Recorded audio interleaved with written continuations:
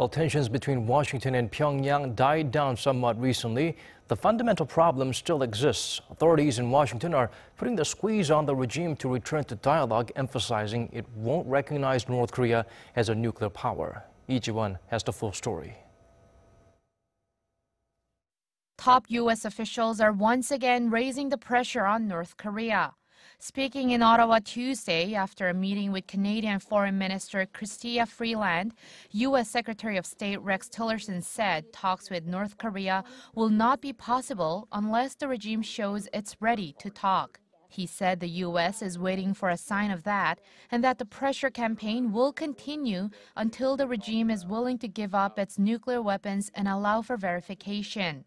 The White House supports diplomatic talks. The observation that's being made, and I would agree with the observation, is we're waiting on North Korea to come to that conclusion. And until they do, the pressure campaign will only intensify. Tillerson added that the international community seeks to send Pyongyang a unified message that it will not accept North Korea as a nuclear weapons state and that it shares one goal, the complete and verifiable denuclearization of the Korean peninsula. And as part of the effort, the two diplomats agreed to co-host a meeting of foreign ministers in Vancouver next month.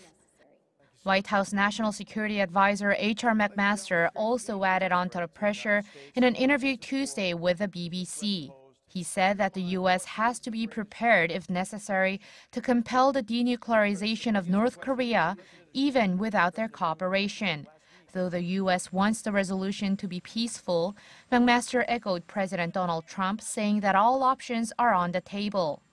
McMaster also made the case for a denuclearized Korean peninsula in an interview with CBS on Tuesday, saying that the U.S. cannot tolerate the risk of coexisting with a nuclear Pyongyang. He said there's no time to repeat the failed pattern of the past, that now is the time to talk, and that Washington will continue its policy of putting military, economic, and diplomatic pressure on the regime. Lee Ji-won, Arirang News.